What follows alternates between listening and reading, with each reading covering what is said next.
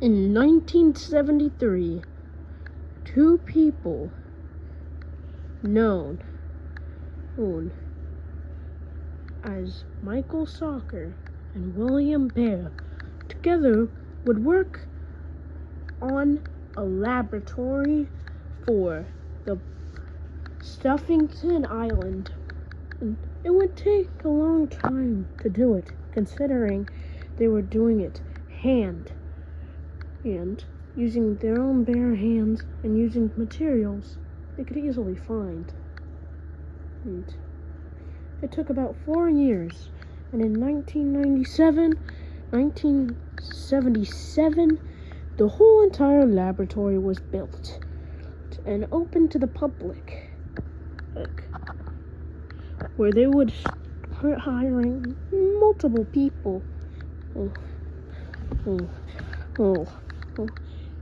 And many people would start to come here often.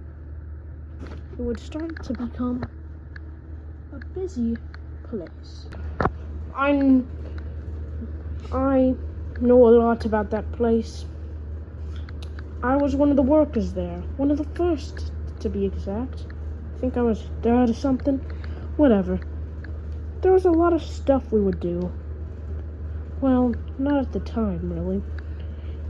It was a lot of simple experiments. Even the bigger ones were still pretty easy compared to what would come next. You know, I wish it stayed that way for just a little bit longer. You know, if it did stay that way, it'd be pretty simple. Just people walk in, people walk out, whatever you prefer. It was simple back then. Everything was nice and tidy until he came in. On June 5th of 1977, a person named Mickey Holmes would come up to the two people and ask if they could make a way for him to become living forever because he was getting old. The two naturally agreed to find a way to do it. This would be a process, a gigantic process, taking about 2 months to fully construct. The process would be known as biofusion, which is the process of combining organic material with mechanical parts, which Mickey would be fused into a station. Hi everyone! Hi! Hi everyone! Hi! It's a new day!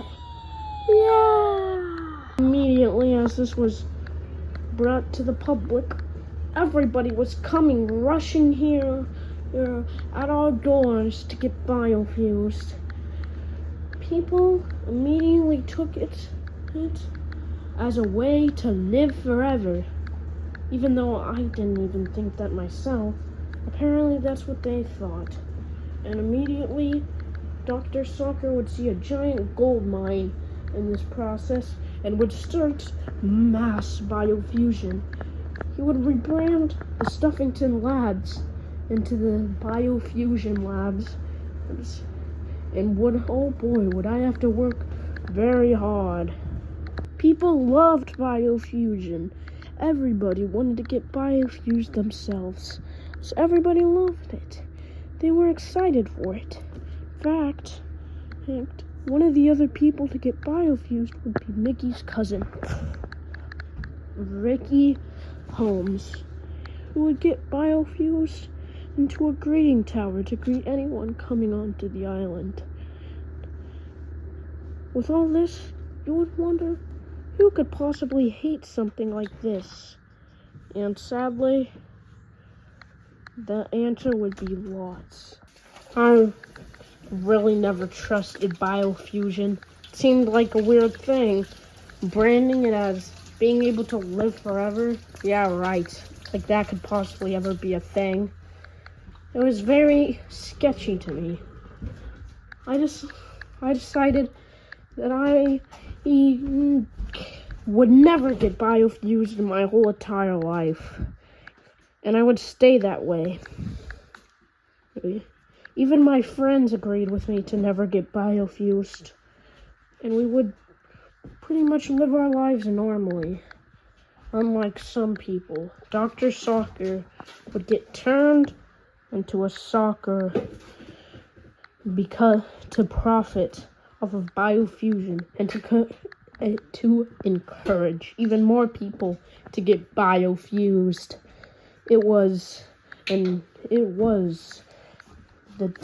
This was a giant era that would sadly end in a fast pace.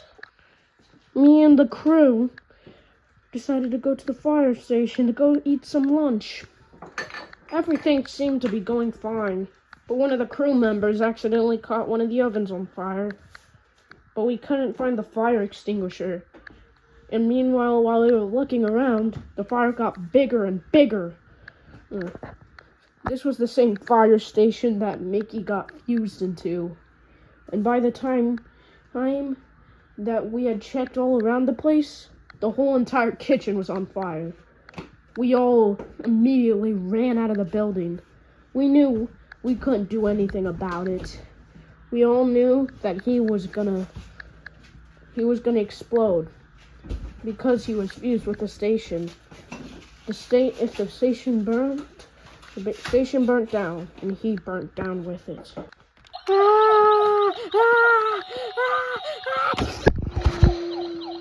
Immediately, people would stop getting biofused.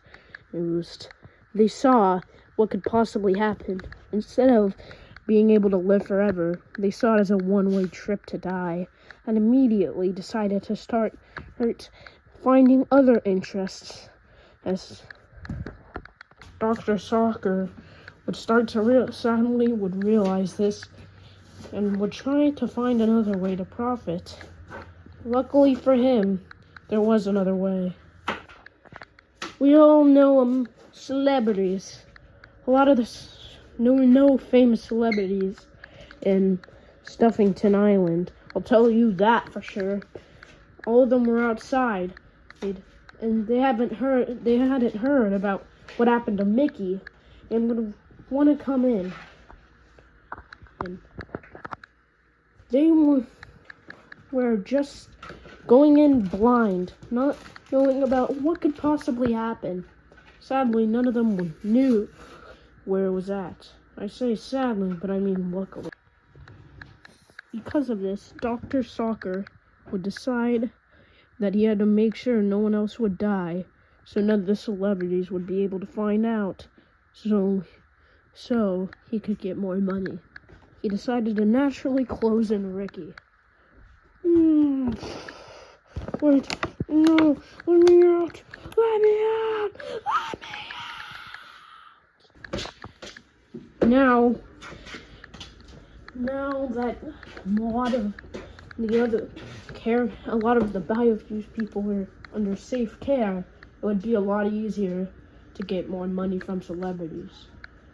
But none of them knew where they were. How could he possibly get any money off of celebrities? Well, I'll tell you. Tobias Hartgold, that's who. Tobias, had a relative who lived on Stuffington Island, so of course he knew where the area was, and would head straight immediately to get biofused. What a mistake that would be. We would start the biofusion process. He would get combined into some kind of case because he said it looked fancy. We were trying to test to make sure he worked properly. While we were testing, something bad did happen. We were testing the shutting and opening process. So naturally, we decided to shut it. And then...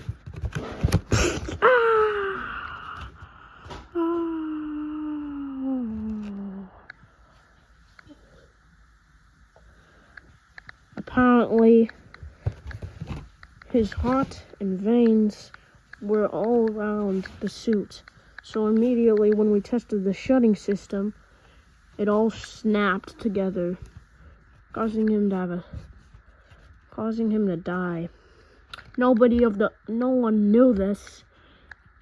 Sadly, nobody was able to tell about this.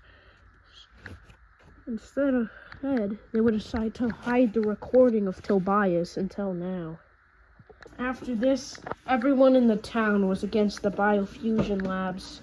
Well, except the workers and the creator, Dr. Soccer. Of course, he wasn't gonna stop. And the Biofusion people couldn't be against themselves, really, because they're already biofused. But anyways, that's not what I'm here to talk about. I would form a new group of people called TAB, or the Anti-Biofusioners. Welcome back to the Biofusion lab. Whoa! Stop! Get off of me! Get off of me!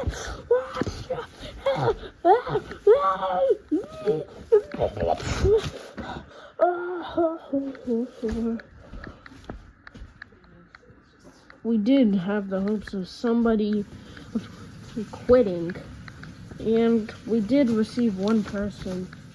Dr. William Bear decided to quit after all the experiments that had gone on and the failures that had happened. He decided to quit. He didn't want to be part of this. And all that was left was Dr. Soccer. He was the only head left, sadly. Things wouldn't go wrong until a guy named Bill. He decided to go into the Biofusion labs to try and find any evidence to point against us. And I couldn't blame him.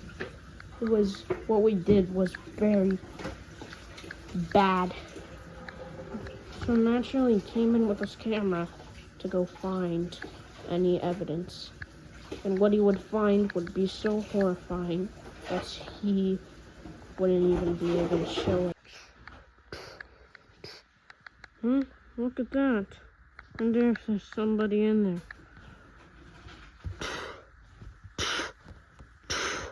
Huh? Wait, I think there is. Wait, no. Please, no.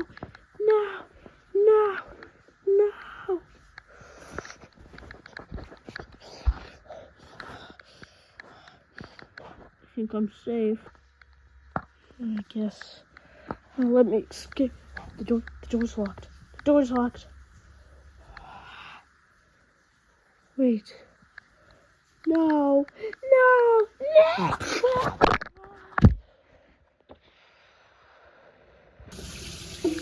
Sadly, I would be the one to find Bill's body. Immediately upon finding it, I would call the police, who had ignored my last call because they said it wasn't an emergency. This time, for sure it was.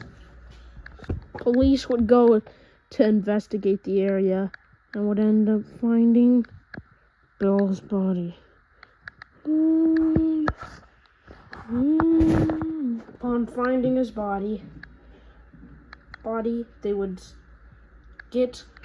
contact the government and start sending officials in here.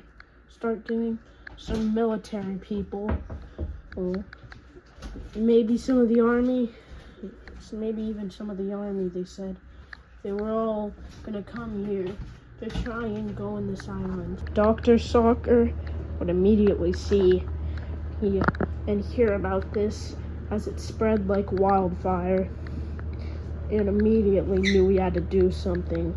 He would get him and some of the crew to start what was known as the Biofusion Massacre, killing every Biofusion person they could possibly find. Sadly, one of these people was a person who hadn't seen things.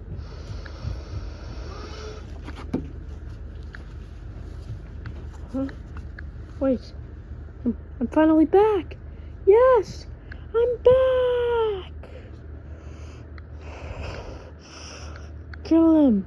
Wait, no, is that a rocket bomb? Shoot him down.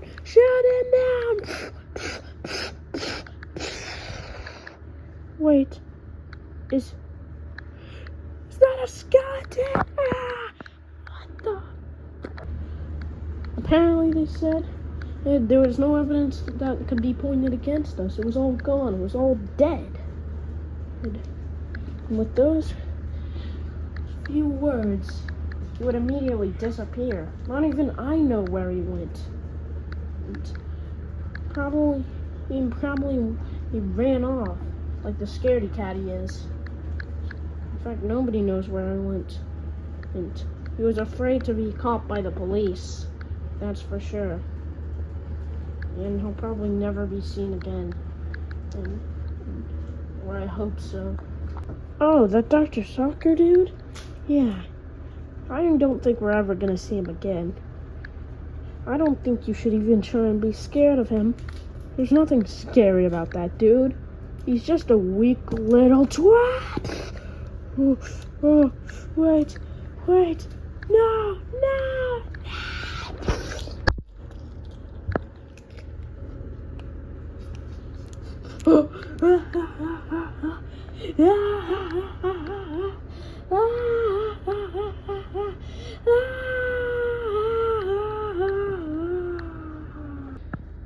In 1980, a lot of the citizens would start leaving the area and find somewhere else to live. By 1981, the place was a ghost town, and there was nothing left. No one who could possibly say anything. And then the following year, the army would arrive to find what had been hidden for a long time.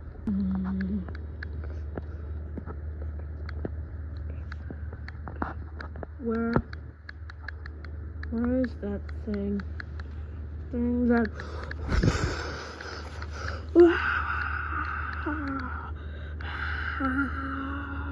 run! Shoot it down!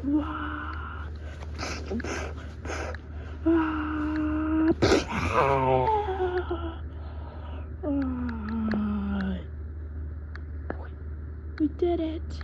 We did it!